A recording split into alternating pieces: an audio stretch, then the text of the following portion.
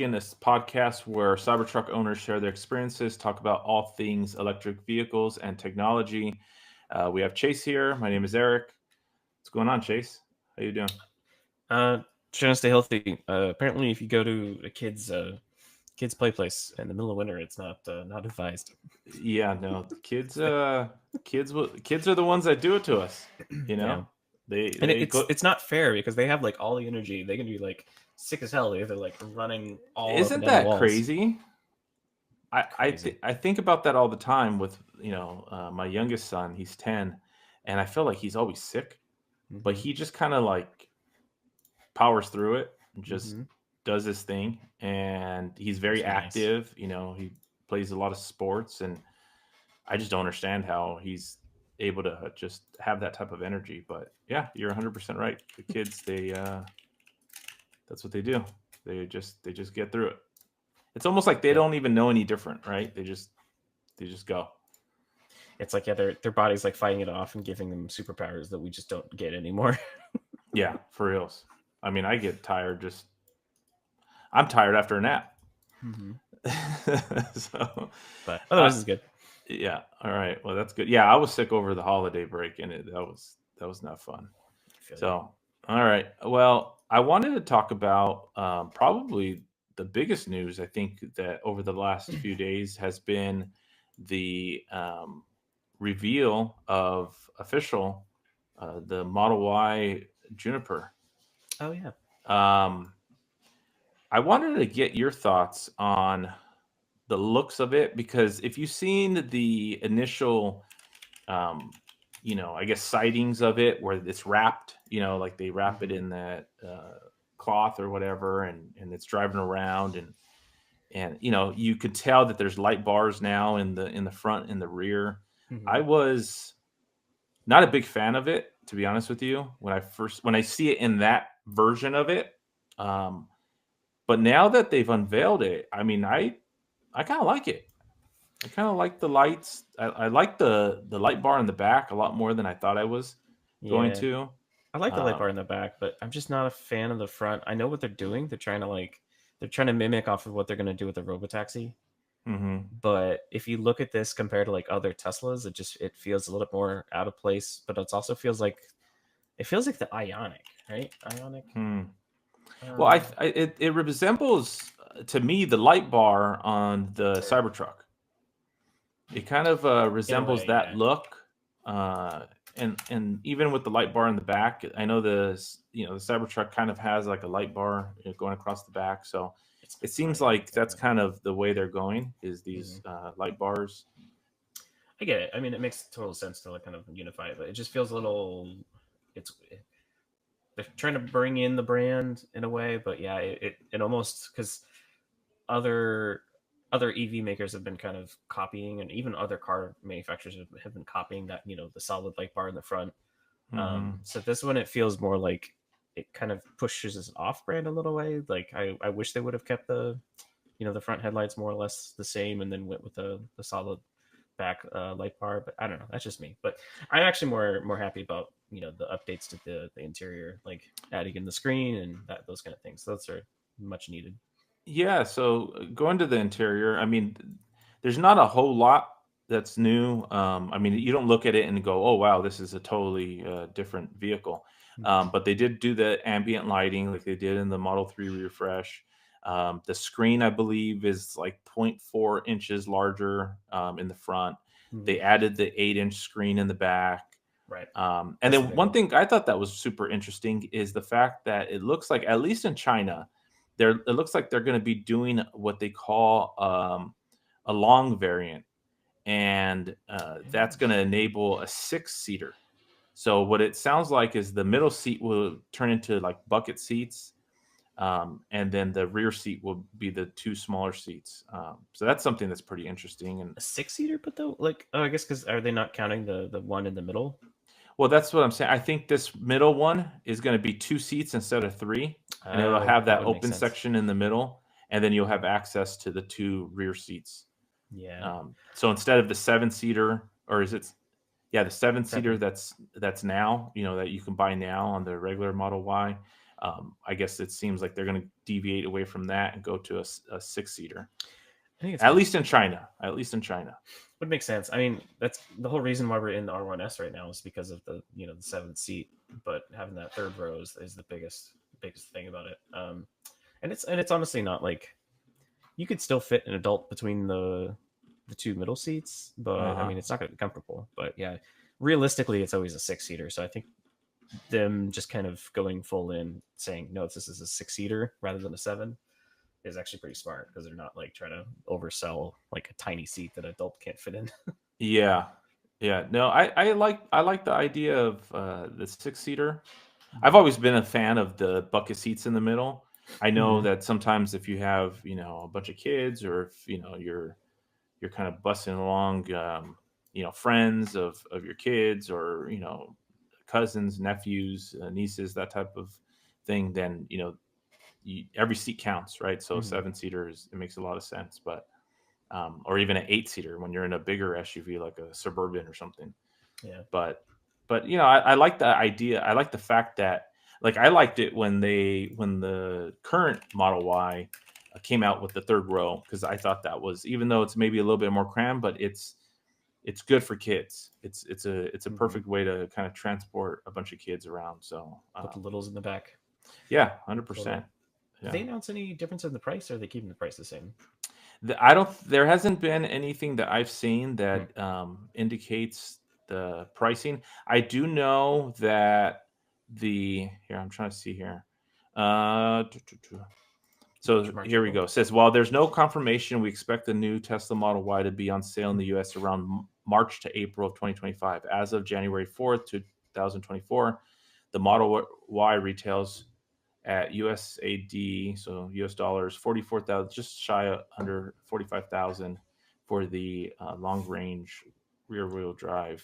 The long range all wheel drive is 48,000 and 51,000 for the Yeah. performance. I wouldn't be shocked if they. I know that they've been trying to move some of the older Model Ys with like incentives all this last half of 2024, but I wouldn't be shocked if they try to like upcharge this just a slight bit, just I to, would think so they can so. continue move the old inventory out because they're not going to be making the non-refreshed Model Y anymore, obviously. So Well, one thing I did notice on this new version is the range. It looks like they're increasing some of the range on it. Let me find that real quick. yeah, Um, So it looks like it says, according to CLTC, they can travel up to 368 miles and 447 miles, marking an improvement of 24 miles and 19 miles respectively. So 447 miles on a vehicle, I think on an electric vehicle mm. is a nice number.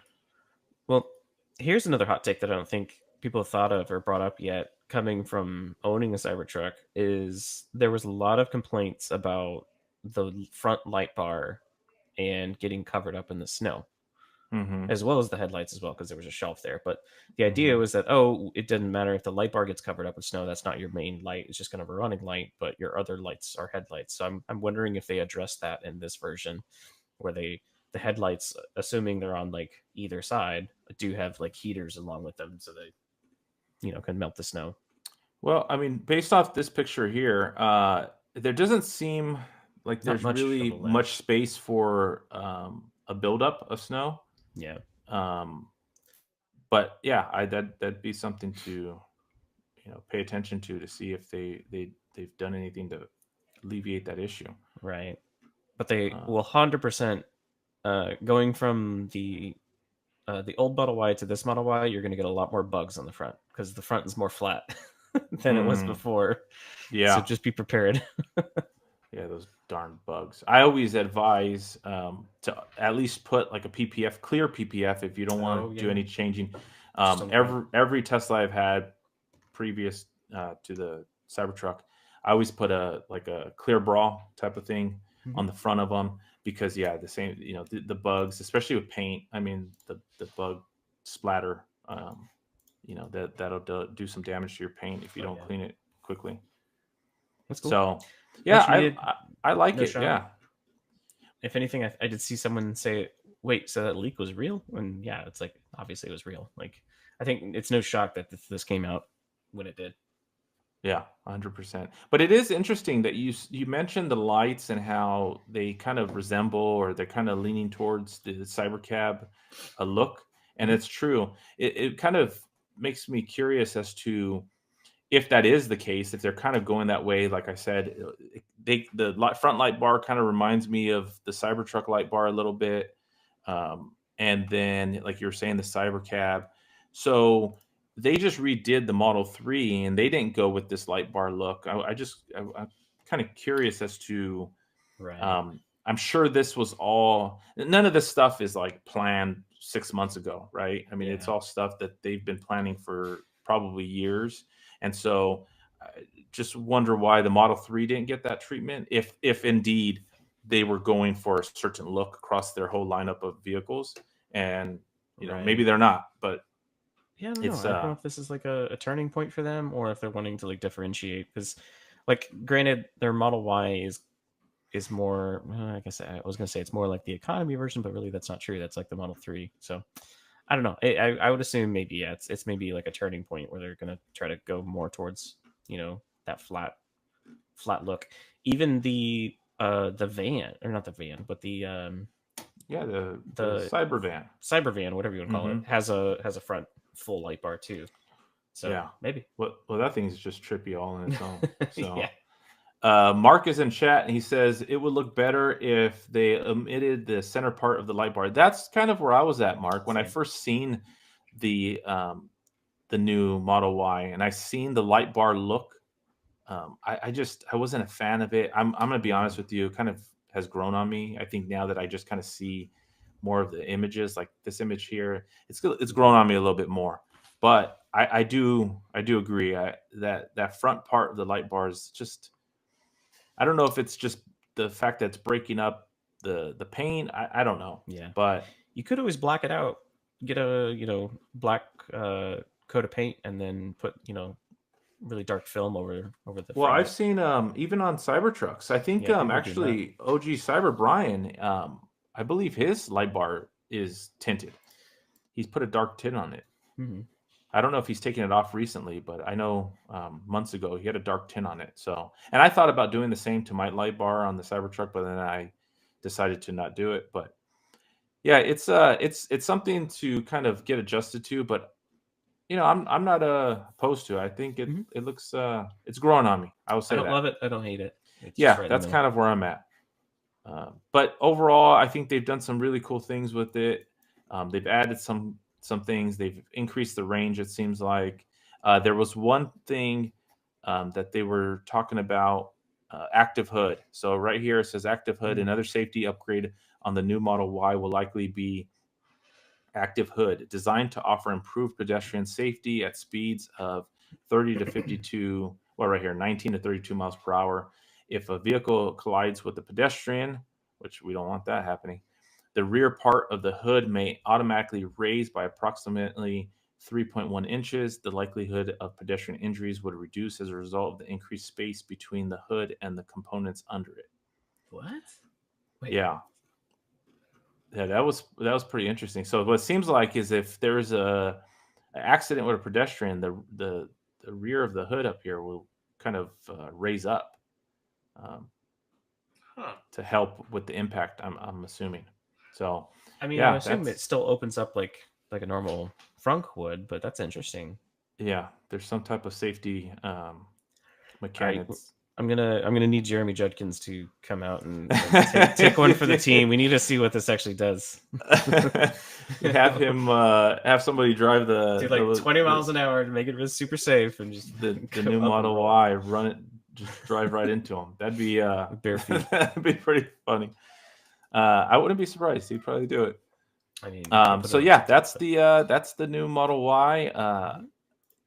They're talking about possibly a March April release, so that'd be interesting.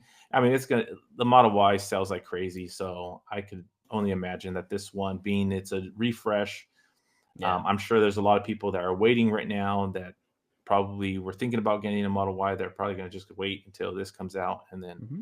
place their orders. And I agree. I think that either A, they're going to increase the price slightly for this version to try to sell the old inventory, or Mm-hmm. maybe slash some prices on the old inventory. So anybody Or that's in the Model Y market, I would say wait and see. they could do like what we've started to see with the Cybertrucks is like they're just incentivizing it more. They like toss in like life or the free 2 years of full self or not full self driving, but or it could be full self driving or supercharging or whatever. Yeah, they can Yeah, they're doing toss in a lot the of stuff. the full self driving for lifetime ownership of the Cybertruck. Mm-hmm. That's one perk they're doing. Sawyer tweeted out when was this? Was it I think today? it was today. Yeah, it Yeah. was earlier today that they're also for inventory non-foundation series Cybertrucks. They're offering a $1,600 discount, Mm-hmm. which is encouraging. Demo vehicles are also getting another or up to $2,600 off.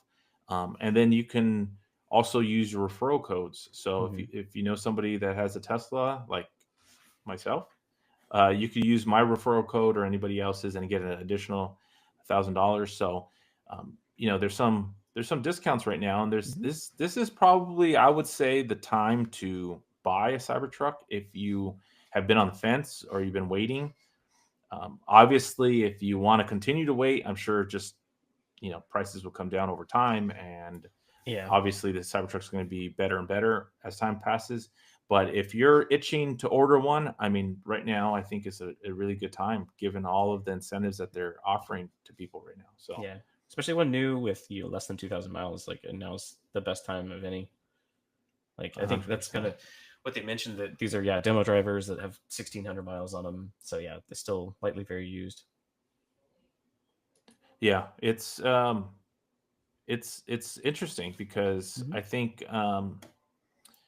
I think there's a lot of people out there that are waiting. I think you've talked about it, and I know Will has talked about it, that to see what the used market's going to look like Mm-hmm. at some point this year. But I mean, if you drive a lot and you're going to put a lot of miles into it, and you don't mind going to a supercharger, I think right now with that free supercharging for the lifetime ownership of the Cybertruck, that is like That's huge. super super tempting. Because there's people that spend thousands upon thousands of dollars on what you would consider gas or electricity. Mm-hmm. So Yeah, I think I'm I'm guessing on the numbers because I don't know exactly what, but yeah, I know even the trip that we took with the Rivian, we still use supercharging. Still was like at least $200 to $300 for the trip for half, not halfway cross country, but maybe a quarter. yeah, yeah, no, it's So it's not cheap. I mean for me, like, I did my road trip over the holiday break, and I mean I made 4 charging stops each way, so Mhm. 8 in total, and I didn't do full 100 or 0 to 100 charges for each stop, but I did at least one on each way, and then charged up. And so I haven't I haven't really looked at what that cost would have been, but because I have free supercharging right now. Mhm. But I mean, it would have cost a pretty penny to do that drive. So definitely grateful that I have the full self driving. Jay's in chat. Hey Jay, he says he's sorry he's late. No worries, Jay. We I worried. I was worried no about you. no need to apologize, Jay. It's fine. It's all good. So yeah, right now there's some incentives for anybody that's on the fence for a Cybertruck. Mhm. Go ahead and at least take a look and see what your options are, because there's some incentives. So If anything, this is great news for me getting back into one. Because if someone buys, 2024, quote unquote new for what 75, 76, yeah, they're going to turn around late this year, resell it, and possibly could get back into it with a year of miles for 60s, high 50s. let me So ask let me it's good. ask you this before we move on, because I don't think I've asked. What would be that price? What would be something if you saw used? You're just scrolling somewhere. Your phone right now is listening to you, so it's searching, actively Mm-hmm. searching right now for a used Cybertruck to throw it right at you, right? Mm-hmm. Um, what would that price have to be, if I you don't think mind me asking? $1 below 60. So 59,999. And you would jump all over it. Oh, 100%. Like I would eat the difference between what we owe on the Rivian to then get back into the Cybertruck. That would 100% happen. Wow. Because I mean, in the end, if you think about it, the loan would be cheaper no matter what. Even though having to pay some out of pocket, you get a little to zero down and still save on a monthly. So yeah, but I honestly think you get that 50 to 60 range is like it's a perfect price for what you're getting out of this thing. Even if it had 40,000 miles on it, I still think it's a good buy. No, Because I mean they're solid. Like we've said it multiple times on the podcast of how shocked I was by the dual motor versus the tri motor capabilities, and the dual motor can do so many things that you wouldn't even think of. And it's more than capable. So I think even used, it's going to be a great buy. I think that's honestly been my only gripe. Honestly, has been the price. Like I don't want to spend $100K for that, but 50, 60 all day. Yeah, no, I agree. I mean, that's what was the intrigue by the masses, right? Initially was they were touting that they were going to have a 40, 50, $60,000 Tesla truck, and it was going to have all these capabilities, 500 miles of range, and I think even 14,000 pound towing capacity, and all these great things. And they delivered on what I would consider, and I think you would consider, a fantastic truck and a fantastic vehicle. But when you pull some of those things back and then you increase the price, that did it for a lot of people. And yeah, no, 100%. I mean, spending $120,000 on the truck is a lot of money, and it was, not what we were all expecting. Because even if you take away the $20,000 uptick, you're looking at 80 grand for this truck. You're also looking at the same price point you could get into an F-250 that has way better towing capability, if that's what you're looking for. But or even you could spend 80 grand on like a year or two used Raptor that has great off-road capability, even probably with some awesome aftermarket shocks and stuff like that. So that's where I'm like, that even at the 80 price point, it still is a hard sell with just what it has out of the box. Now, I mean, I'm not even counting FSD. If that's really what you want, maybe that can weigh in as well. But yeah, no, 100%. And my 1 year anniversary with the Cybertruck is actually next week. And so I'm going to be probably filming this weekend my 1 year review, and that should be coming out either next week or the week after. And so I'll get in really detail of what I love and quite frankly what I hate about the Cybertruck. And a lot of the people that watch the podcast probably already know what I hate and what I love. But one thing I will say is, yeah, you can get an F-250 for that same price point. I mean, I had a 1-ton Ram prior to getting the Cybertruck, and the capabilities are a lot more. It's not even close. But if you value ride quality, the Cybertruck, I mean, it's night and day. Ease of driving, like that was a huge thing that my wife never liked driving her F-150. It feels like a boat. You always have to, give yourself extra room on all the turns. Getting in and out of a parking lot is always a tricky thing. But wait, hold on, Chase. Hold on. We got Amir holding, trying to get into the podcast. So we have a guest for everybody. Let's get Amir in here. Hey, Amir. How's it going? Hello. Welcome. How you doing? I like the cap. Oh, thanks. I appreciate it. You're in theme. So for everybody that's watching right now, and for anybody that watches this once I upload it, Amir is a friend of mine. He's been a part of the Cyber Odyssey community and Cybertruck community for quite some time now.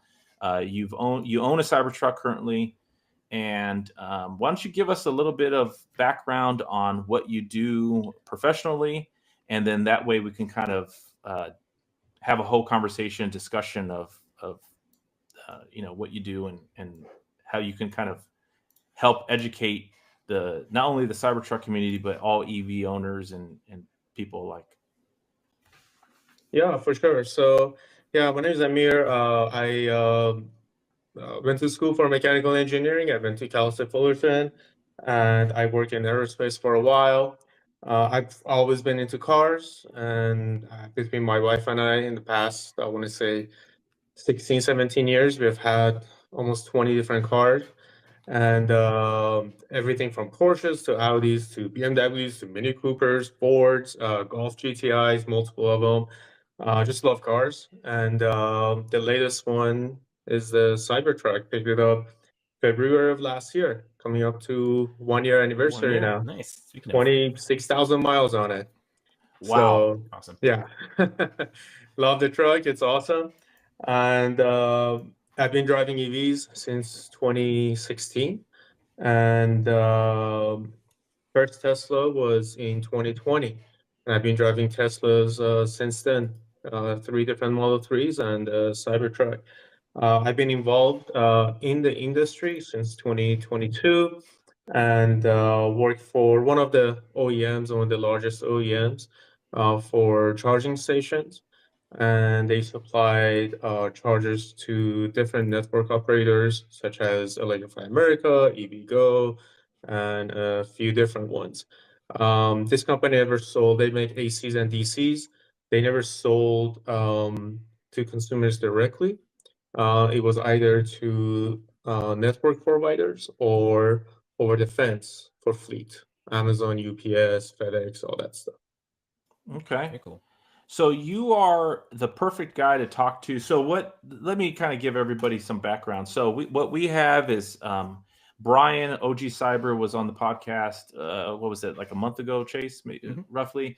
And we were talking about incident that he had with his rear motor inverter going out, and he was sharing his experience. Well, he also organizes what they call the Cyber Odysseys, and we have one coming up in February. So that's something that I'm going to be talking about in the next, for the next couple of weeks, just kind of putting that out there for anybody that wants to join.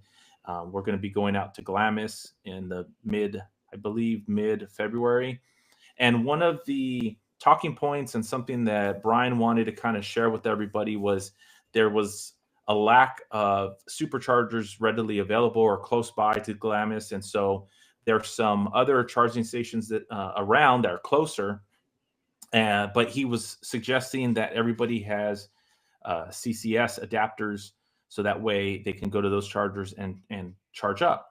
Now, Amir had an experience where he purchased a CCS adapter, correct?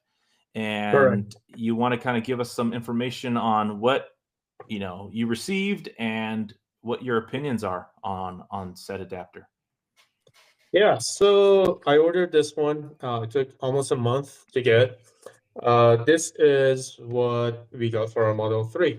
So you notice the difference, obviously longer neck. Mm-hmm. And right here for the NACS side, on the CCS side, almost identical, but very different. The big issue here, we can start from this one. The big issue is how the J1772 or the AC pins have been put in here and generated in here. For DC, when you go to a DC charger, you only need your positive, negative down here. These shouldn't be populated. When you have your charger, let's say your Electrify America charger, from wherever company, it could be BTC Power, it could be ABB, it could be Signet, whomever. Any of the DCs, when these are populated up here, they're live, and that's very dangerous. That is very, very dangerous. You notice up here, this doesn't have it. These guys have it. So, first thing. Second, when you look at the NACS side, what we call the finger, this is metal, and it is something that the user can touch. Now, arcing happens quite often. Arcing is when you push the button on the CCS. That button is actually emergency shut off of the charger. That's where if you have experienced your Model 3, Model S, Model X, Model Y using this adapter, on the screen it says, do not use the button. Go shut it off from the charger. then take the cable off the car, and then take it off the adapter. Interesting. So the S1, S3/S3, depending, that's the emergency shut-off button. Sometimes, and that's connected directly to the latch that holds onto this right here. Now, some of the cable manufacturers recently started using stainless steel latches instead of aluminum. These cables get dropped quite often, sometimes directly on their face. They're heavy. For the most part, they're liquid cooled. So there is liquid running through the cable while you're charging to cool off the copper. And these are heavy cables. When they get dropped, if the latch breaks, the charger is essentially out of commission. They have to replace the latch or the cable altogether. The new cables that use stainless steel latches, they can bend. So that still works.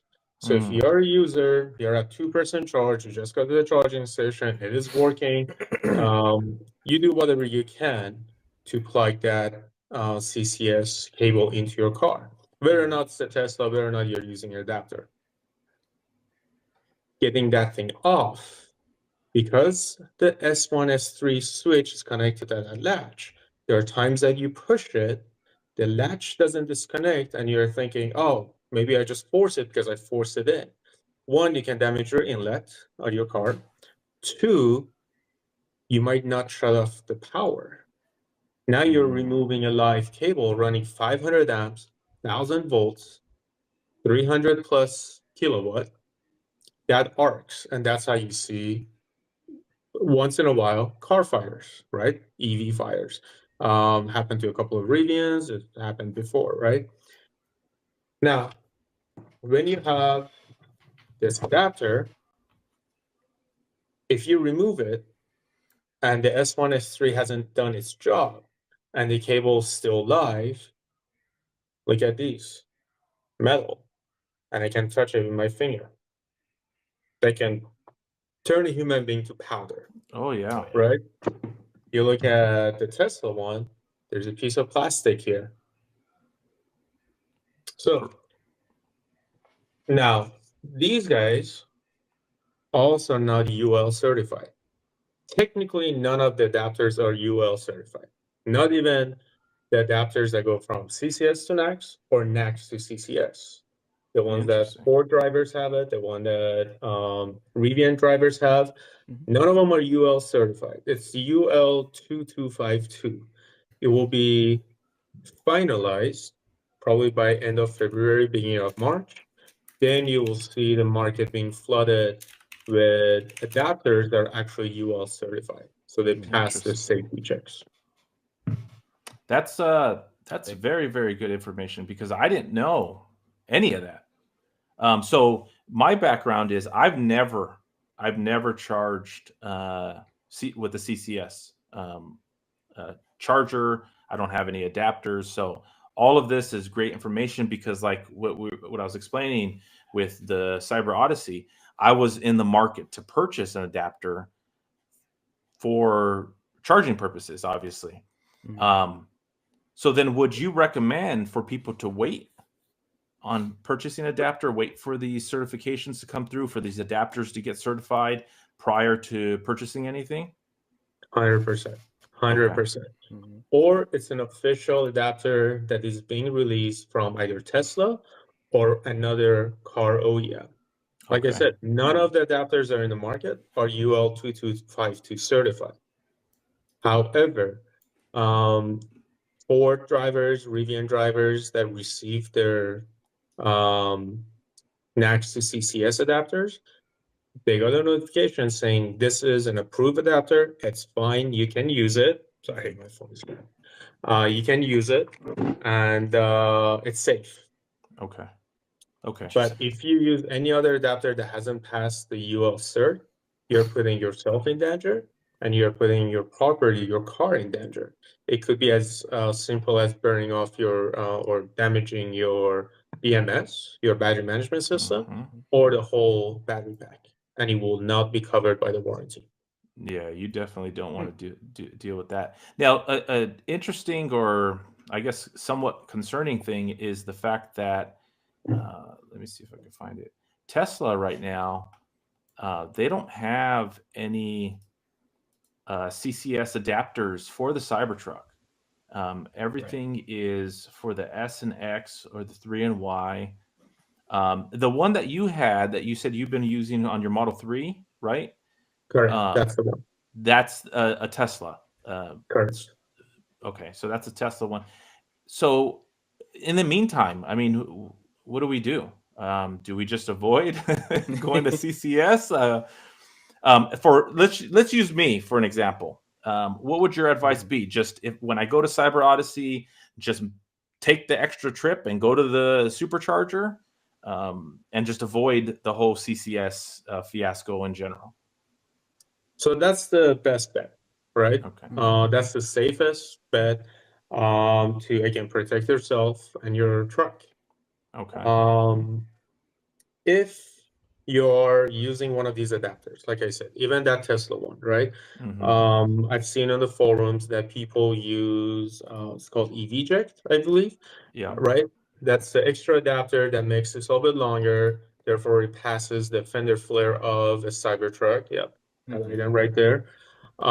So kind of a hack. Again, that thing is also not really designed to do what we are asking it to do. But Yeah. I've seen people say, "Oh, it works."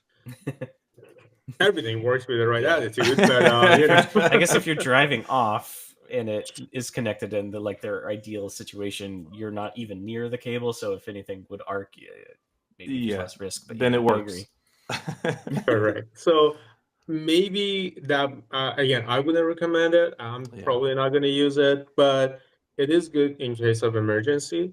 There are places, if you look up, you can just go on Google Map and look up, EV chargers, or go on PlugShare, and you can filter out, all the other ACs and DCs. Just have CCS, let's say again, EVgo and Electrify America and Tesla. There are places that Tesla doesn't have superchargers, but there are more than a few CCS chargers. So it is good to have it as an extreme emergency, Yeah. but if you have the Yeah. option, do not use an adapter.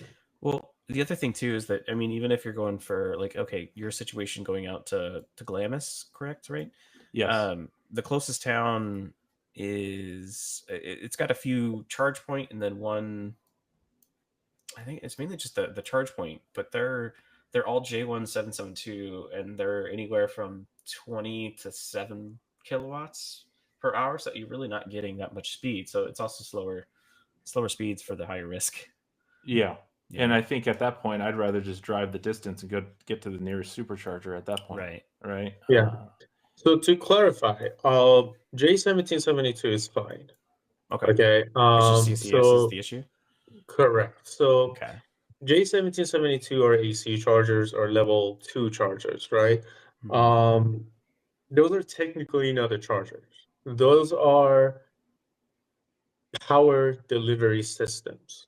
The Mm. charger is built in your car, Yes. and the charger built in the car manages the current, manages the voltage that's coming in. Mm-hmm. So it's much safer to use essentially any J1772.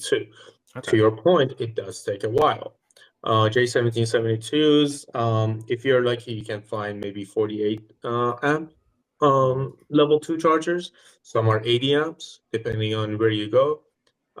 So this is BTC Power's website. The charger on the left, they're dual port.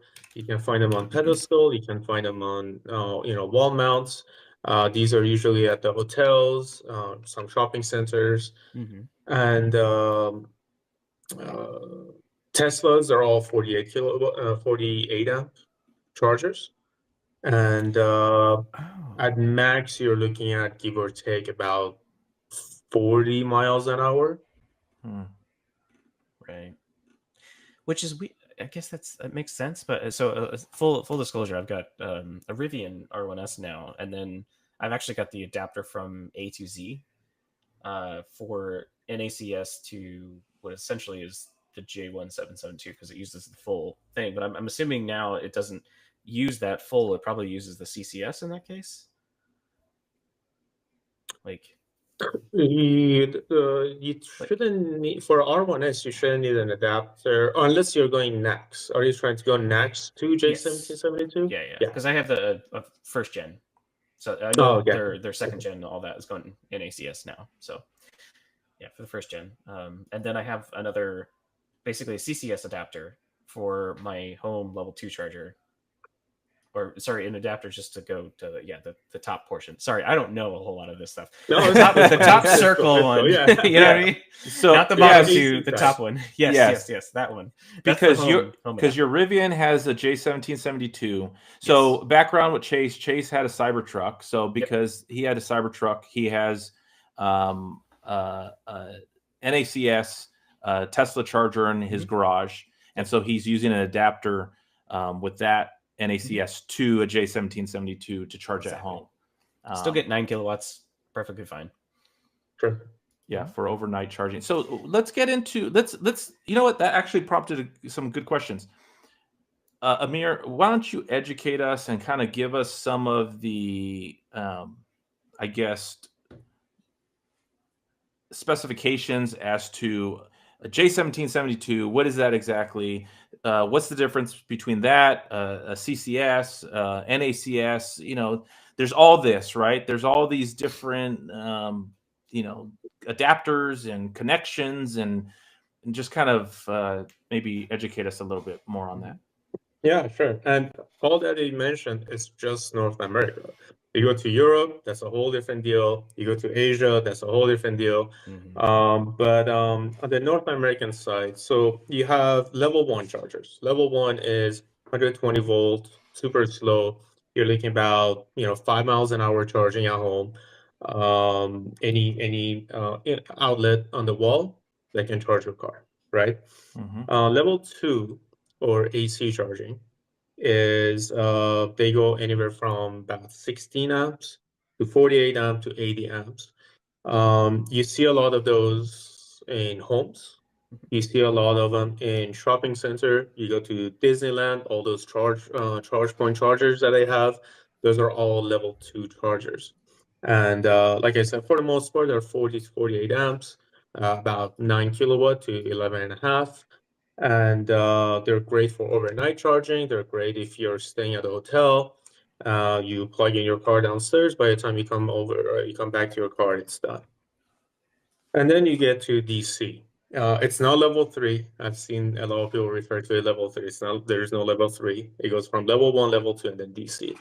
Now on the DC side, that's where you get faster chargers. DC, like I was showing here, this right here is J1772. So smaller cable, lighter cable. Some of the chargers have a 25-foot cable, right? On the DC side, you don't need any of this to be populated. That's where we use CCS or combo charging standard, right? With a combo, because you have your J1772 and these 2 larger DC pins. But again, this is not being used. It's just this guy right here. And these chargers can be on a slower side, about 350 amps. You're looking at non-liquid cooled cables. Those are usually thicker and very heavy cables. So for public, if the network operator wants to do less expensive chargers, depending on the location, they do non-liquid cooled 200 amp chargers. Still heck of a lot faster than a AC charger, but it's not necessarily as fast as, let's say, when you go to an EA station. Now, what faster chargers do, they use liquid cooled cables. They're still CCS. These are 500 plus amps, 500 to 600 amps, 1,000 volts, 360 kilowatt, 400 kilowatt, even faster. And if you look at the cross section of the cable, you will see that there is liquid. Essentially, the copper in the cable is submerged in liquid. And then there are 2 return tubes that go back into the charger, and they go to a cooling unit that has a pump, that has a radiator, and a bunch of plumbing, and the liquid goes in there, cools off, goes back into the cable. By cooling down the cable, you can have smaller cross-section cable, so it's lighter. Again, for my mom drives a Tesla, she drives EVs. It's easier for her to use a liquid cooled cable than a non-liquid cooled. And these are the fastest chargers. They're at the moment available to the public. Next level would be MCS, which is mega charging standard. Those are 1,000, 1,500 amps. Again, super fast ones that we have right now are 500 amps. Now you're against 1,500 amps to 3,000 amps. Those are used for trucks. So if you look at Daimler trucks, they use MCS. There are a couple of companies that make the MCS cables, such as Rima, Huber-Suner, and Amphenol. Now, back to public usage. In November of 2022, Tesla announced that the name was available. They just took it.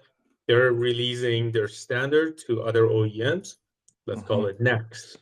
And the NACS is essentially what Tesla uses. If you compare it to the CCS, it is smaller. The cables are lighter. So if you ever been to a Tesla supercharger, you can pick up the cable with 2 fingers. And everybody kind of laughed them off.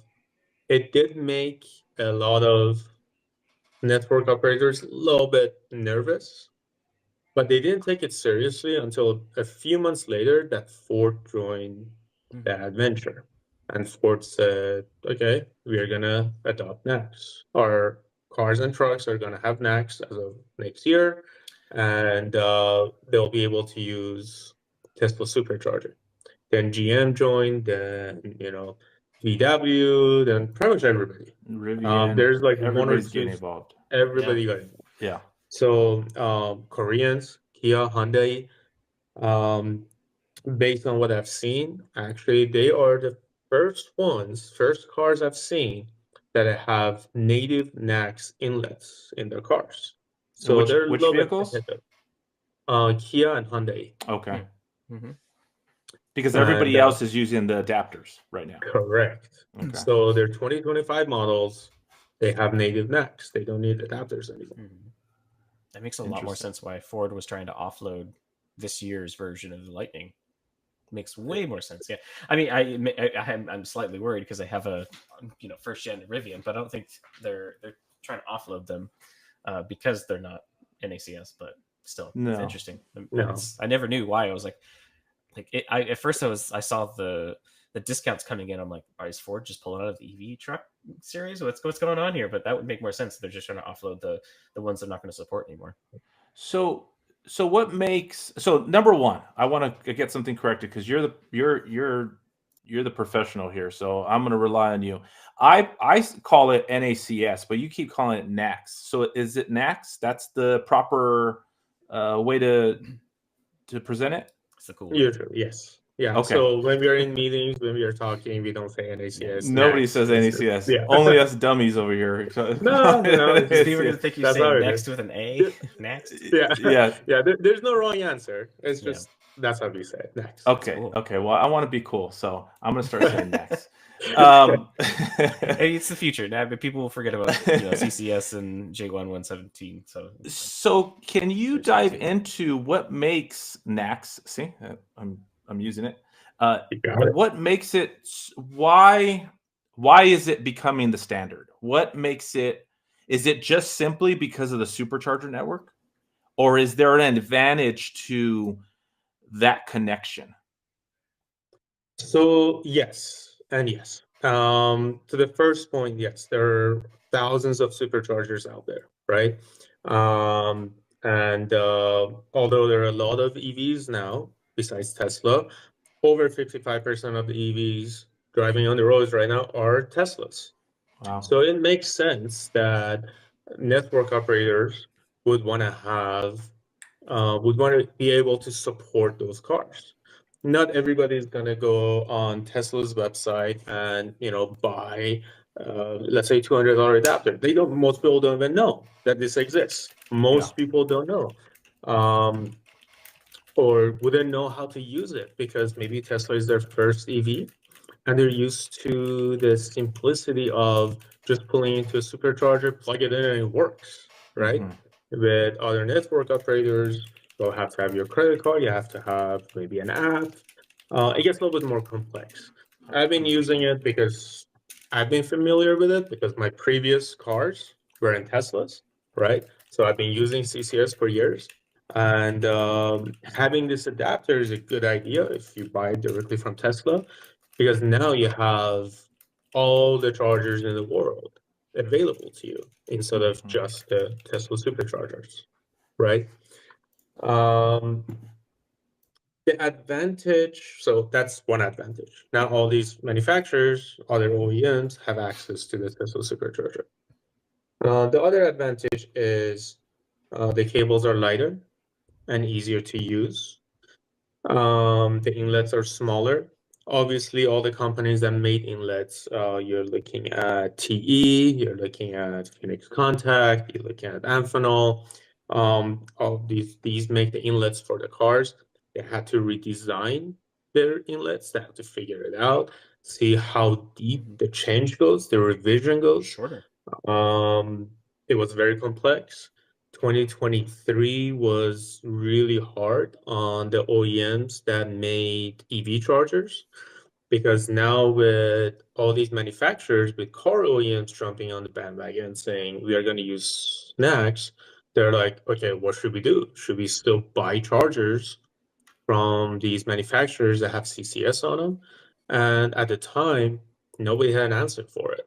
So essentially, they stopped taking deliveries of the chargers mid 2023. And it took a few months for the cable manufacturers, again, like Amphenol, Huber-Suner, Rima, to figure out how to design an NACS cable. It took a while for the manufacturers like BTC Power and ABB and Signet to figure out if we get the cables, do we just plug it in? Can we just retrofit it? Can we go in the field and replace some of the cables on existing chargers? There were a lot of questions that nobody had answers for. So it took almost a year for cable manufacturers to be able to design cables that will work with DCFCs or DC fast chargers, right? Advantage-wise, that's really about it. There are some disadvantages when it comes to, let's say, NACS connectors and NACS cables. Their life cycle is usually much shorter. So let's say on a DCFC, you're looking at the CCS needs to have about 10 to 15,000 life cycle warranty. It should be able to support. Life cycle is when the cable is live, plug it in, let it charge, unplug. That's one cycle. Okay. Most network operators are requiring 10 to 15,000 cycles. I know that Tesla has their service techs on schedule going around replacing cables of the superchargers because their life is about 1,500, maybe 2,000. Wow. 10%. Big. Wow. So they are not as robust as the other cables. And these are non-liquid cooled cables. If you look at all the way to V3 Tesla cables, they're still pure copper, non-liquid cooled. Now they're much shorter. So when you look at, let's say, the cables that are on DCFCs, they're 5 meters, 6 meter cables. They're super long. Tesla is what, about maybe 2 meters. Yeah. So for the most part, if you let the cable go, it might not even hit the ground. Yeah. They have that advantage. But if it hits something, the cable's toast. If you look at, I don't have an example of it here, but if you look at some of the new cables, again, made by Amphenol and Hoover and Rima and a few other cable manufacturers, when it comes to liquid cooled, you see how this is flat? The Yes. liquid cooled cables are gonna have raised edges. They're a little bit thicker contactors. So they're going to be also robust. So I'm looking forward to seeing DCFCs that are not Tesla superchargers that have native NACS cables. Now, you were on the BTC's website, some of their chargers, they're dual port chargers. So on those chargers, you can have one CCS and one NACS. So no matter what car you pull in front of, you can plug it in. Interesting. Yeah, So EVgo was really good about that. So if it kind of seems like the industry is going down the road of NACS, right? If that is going to be the connection, that's going to be so. What's going to happen with all of these chargers that are out there, Electrify America and whatnot? I mean, is there going to be a retrofit? They're going to have to, right? They're going to have to go in and replace all of these cables and connections, or what's that process look like? So the good news is, yes, they can retrofit it. That's why it took, such a long time to see NACS connectors on the chargers, almost a year and a half. Now you're seeing that chargers are being deployed with actual NACS cables. CCS is not going to go away for a long time. There are a lot of cars out there. There are millions of EVs out there in North America that use CCS. That's not going to go away, but you will see more NACS chargers. Okay. So that's the good news part of it. So is there a plan to for new chargers to have both NACS and CCS, or is it just going to rely on adapters? No, so that's the plan. The chargers that have two ports, for the most part, they're going to have NACS and CCS. Okay, nice. And now, if you ever drive to the EV side, EA site, they usually have like 4 or 6 or 8 chargers, and they're all single ports. Those cases, they will have to replace maybe 2, 3, 4 of them with NACS, and then leave 2, 3, 4 of them at CCS. Again, you'll see CCS for a long time. It's gonna be a minute until everything is NACS. Yeah. Kind of like CHAdeMO. If you look at CHAdeMO, Yeah. right? Nissan Leaf. That was, Yeah. and there was one Kia Soul at some point that used CHAdeMO.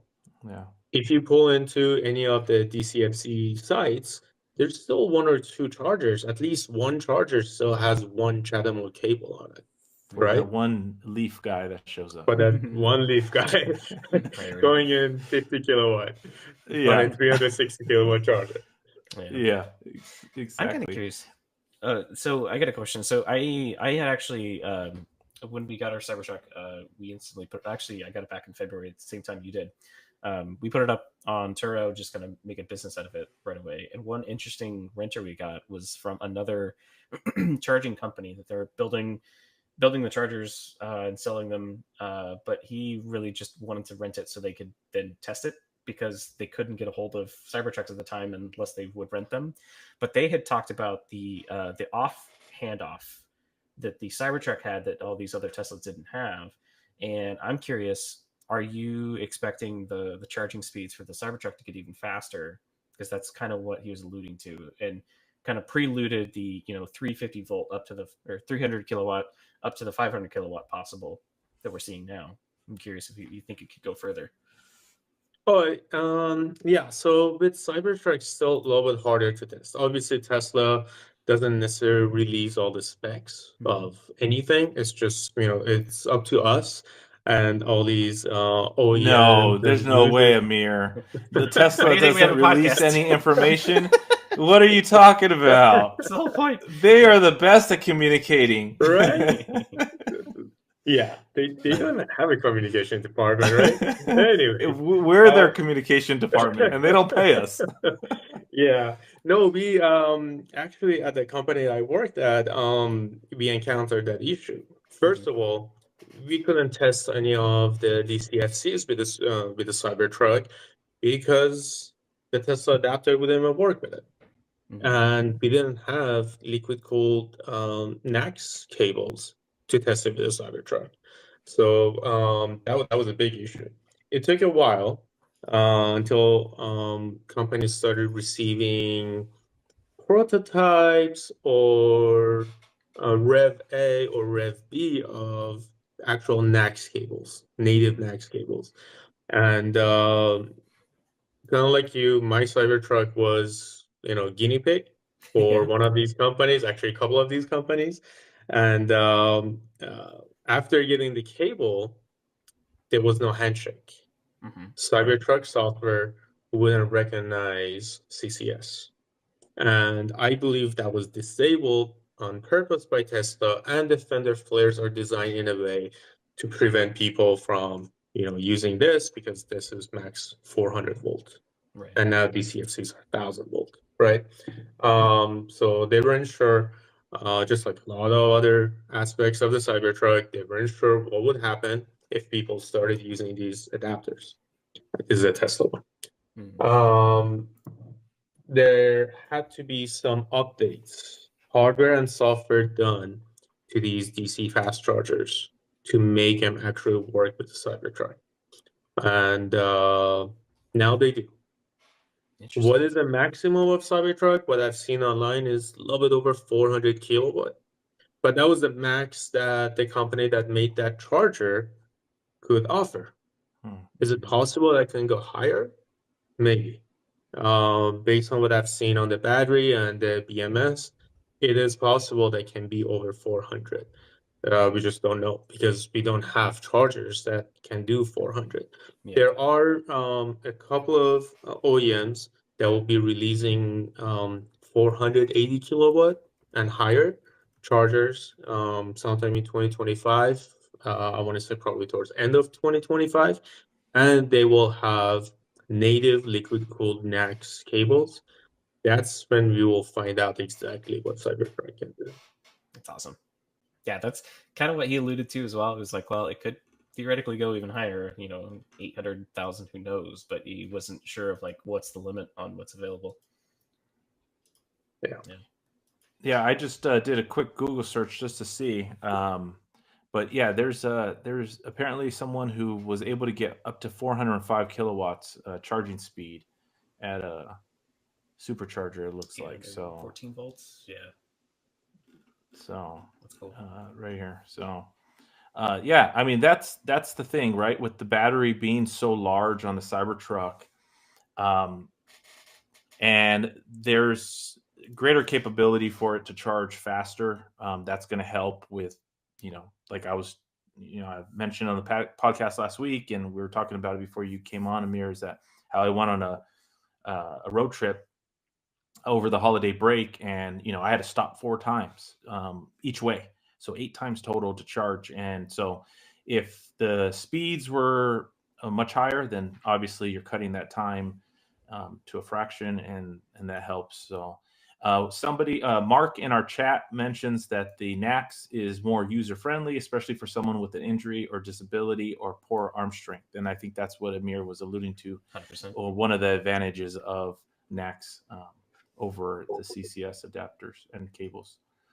Well, I appreciate you coming on. I know your time is valuable, so I don't want to keep you much longer, but I appreciate you coming on, educating us, teaching me not to say NACS anymore. I will never use that again. And you know what, Chase? Because Will's not here, one of our other co-hosts, what we're going to do, we'll just start using NACS and not even we're just going to use NACS and wait until he says, what the hell are you guys talking about? Okay? And then we're just going to keep going. We're not going to answer them. So that's what we'll do. That's so funny. I appreciate it. Pleasure. Thank you very much for having me. It was great talking to you guys and meeting you, Chase. And please let me know if you have any questions. I'll be if I can, I'll be happy to jump in. Wait, one more thing. Have you wrapped your Cybertruck yet? Oh yeah, he did. He did? Wrap it? Yeah, he wrapped it. Oh yeah, I had a fridge for 3 weeks, and it was at the beginning of the whole Cybertruck thing. People would come in, say, "Well, what is this?" And everybody wanted to touch it. Oh yeah, I went through liters of Windex, keeping that thing clean and shiny. I'm like, I was at Costco. we'll make sure you're the wrap of the week, and we'll put it up right here. Yeah, there you go. There you go. Yeah, I don't want to be that guy, but I got you beat, Amir. I had mine for less than 23 hours or 24 hours, Wow. and I went and got it wrapped. I was like, no, there's no way, because it's the same thing. I bought it, I took it, showed everybody, right? Sure. And everybody's touching it, doing all that, and I'm looking at it as people are touching it. I'm going, yeah, there's no way I could do this. I can't. Yeah. And I don't have that OCD type of personality or anything, but I was just like, no, there's no way. No, So I took it the next day, and I went from shop to shop to shop, just talking to people, because some people didn't even want to wrap it because they didn't even know what to do. Yeah. Right. But yeah. Right. So, Yeah, the shop yeah. I took Yeah, it, no, that was the I first found a wrap really they did. good company local. They're in Ontario. Did a great job. This was actually their first Cybertruck. Nice. And since I've seen them doing a lot of them, we both learned some stuff. They had to redo a couple of the panels. Again, it was brand new. But yeah, it's I kind of miss the original look. But That's what I'm saying. yeah. I've thought of it. I know at some point, because I don't remember, is yours PPF or is it just vinyl? It's vinyl. Okay, so mine is vinyl. Yes, yours is vinyl, because I think we were bonding. We were talking about how when we went to the Odyssey, our wraps got like destroyed, right? Completely. Yeah, my wrap I still haven't done anything with it, but I keep telling myself at some point I'm gonna have to rip it all off, and I think what I'm gonna end up doing is getting a PPF, and I'm gonna copy Chase's Cybertruck. He put a really nice. It was clear. It was a clear PPF, but it had a smoke. Yeah, it was a tinted PPF. Oh, nice. So you could still see where it says Foundation Series. Mm-hmm. You could still kind of see that stainless steel, but it had that little bit darker look to it. So anyways, but I told myself, when I do rip off my vinyl, I think what I'm going to do is just leave it naked, so to speak, for at least a few weeks, just to kind of, because when I see these Cybertrucks that are just stainless steel, I kind of like, man, I miss that. You know? A little bit. Yeah. So I will say, no, we are gonna have to another one in our household probably in the next couple of weeks. I'm tired of my wife taking my Cybertruck. So yeah, you're always mentioning that you're going to get one for your wife. Yeah, it's a perfect family vehicle. My wife loved driving it and hated driving my F-150. So there you go. Yeah, no, I mean, this thing drives easier. Honestly, it's easier to park it than a Model 3. Steer-by-wire and the rear steering in tight parking spots and stuff. For the most part, we use it as a family car. Yeah. We have a big old German Shepherd. We have a 3-year-old. Perfect car for the family. 100%. If you're right now, the bed is full. I'm going to Goodwill tomorrow. So once in a while you use it as a truck. I haven't told anything with it yet, but for the next Odyssey, we might bring a camper. Nice. So it's I think all around is a great truck car thing, and it has its own issues, but all around it's been great. Yeah, agreed. 100%. Well, I appreciate you once again, Amir, for coming on. I hope your wife and your daughter are doing great, and we'll see you. Hopefully, we see you soon, and if not, I'll probably see you at the next Odyssey. 100%. Thank you, guys. All right, thank you. Thanks, man. Bye. So, yeah, I think that was fantastic information. I know there was a lot of nerdy, geeky stuff in there, but I know for myself, I learned a lot. I learned a lot from Amir.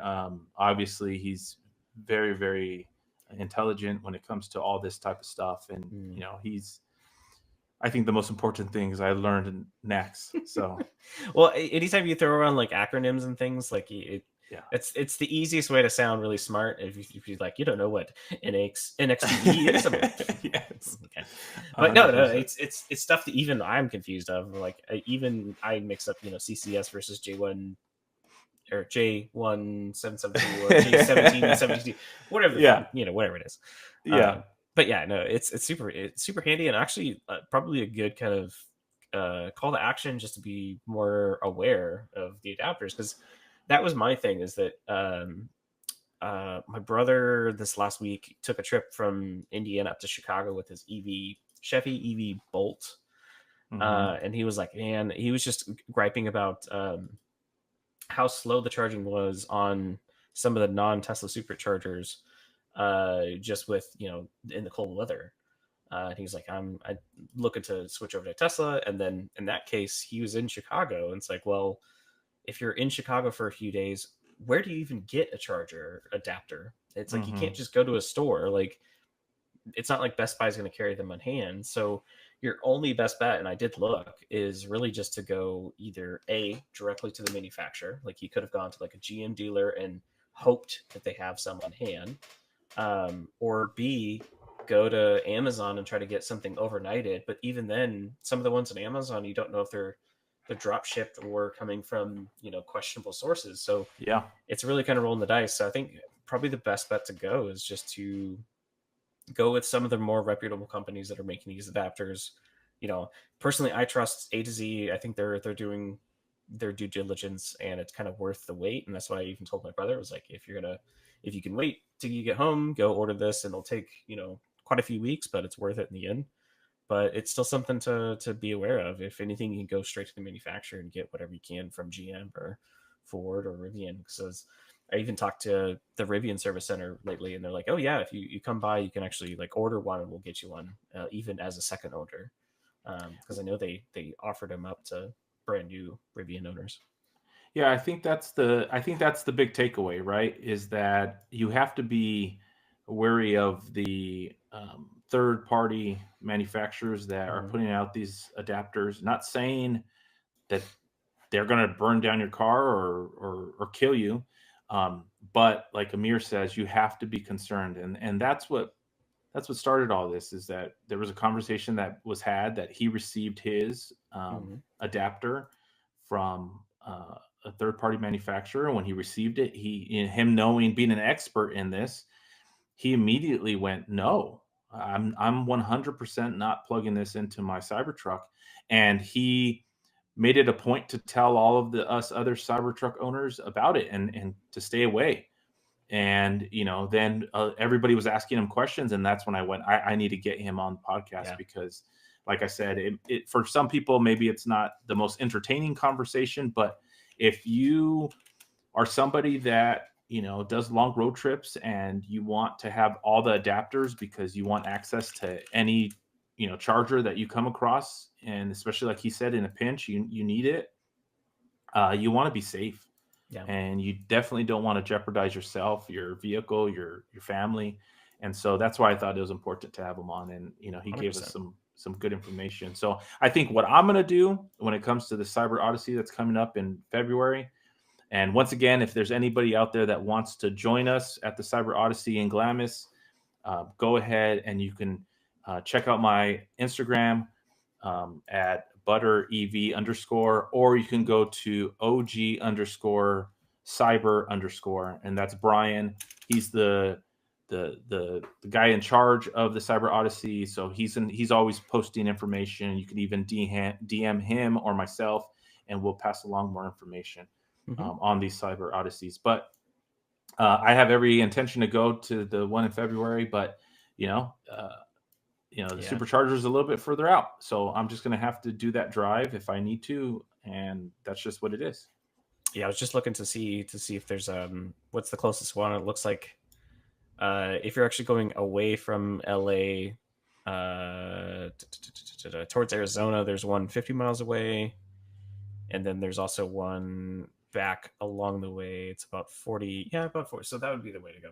So what's the town? It's El Centro, possibly. Yeah, I think that's the one here. I'm pulling up the flyer for this. 40-ish miles away from the place you guys are going. I mean, it's probably worth just being like, all right, make sure you have 50 miles on the tank before you head back. Now, granted, I don't know how flat Glamis is, if it's up in the mountains and all. Yeah, here it is right here. So I pulled it up. It's February 14th through the 17th. So there's camping. Perfect. Amir was talking about possibly bringing a camper, but there's camping, and this is very detailed. This Cyber Odyssey flyer that Brian sent out. He even gives coordinates, some of the requirements for, awesome. for the Odyssey. Or I mean, even it wouldn't be a bad idea if I was planning on going to just toss a gas generator in the bed and have it as a backup. So while you guys are sleeping, as long as people don't mind the extra noise of just having a generator running and charged up while you're sleeping out there.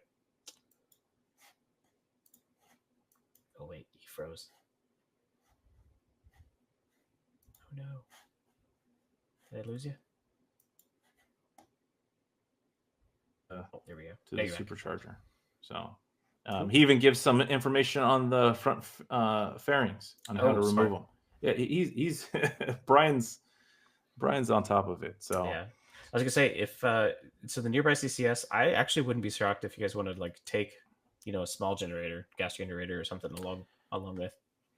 yeah, one of the guys he has a big generator and he says he's going to take that just as an emergency situation. I have a small generator. The problem with that is going to give me essentially level 1 charging.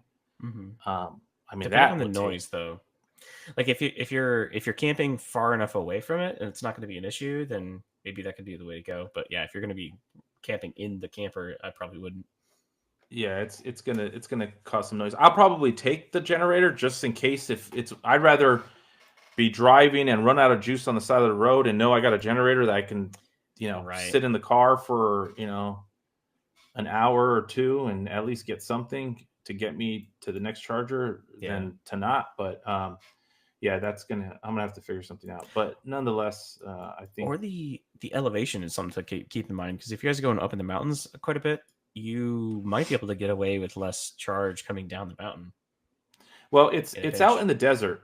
It's out in the okay. desert. So yeah, flat. so it's going to be fairly flat. But the problem is I think the intent is for all of us Cybertruck owners to get out into the dunes and really just have fun with the Cybertrucks. But that it's sand. Yeah. And so it's going to just kill our batteries. Yeah. So we'll see. But the nice part is there's going to be plenty of us out there. There's always, everybody's very helpful. I mean, I've been to a Cyber Odyssey where a guy needed to get towed out of there, and Brian actually towed him out. So, Hence the charger. The community is great. We're able to help each other. So that'll be fun. Well, you guys better come up with a fun little gift or a surprise for whoever lose their fairings first and didn't remember to take them off, because that'll definitely happen to somebody. Oh yeah, 100%. I think Brian mentions that in the flyer that you're going to lose at least one, so you might as well just remove them. Because like I was thinking more about when I lost mine. I'm almost pretty sure it happened in one of the videos that I have where like I was trying to make the turn, because it was on my driver's side that I lost it, and obviously all the turns are right turns. So like I got wide in the like heavy dirt, and I got kicked into that dirt, and that's probably what hit it and knocked it off. So more than likely, it'll do it, but still fun either way. Yeah. Well, I think that's it for today. I mean, I had a bunch of other things, but I think we'll save it for next week as we ran over a little bit, and I didn't want to cut Amir's conversation any shorter. That was great than we needed to, because I thought it was good information. But yeah, so I appreciate everybody that joined us in chat. Thank you guys, and I hope you guys all learned something. And we'll be back next week. So thank you. There you go.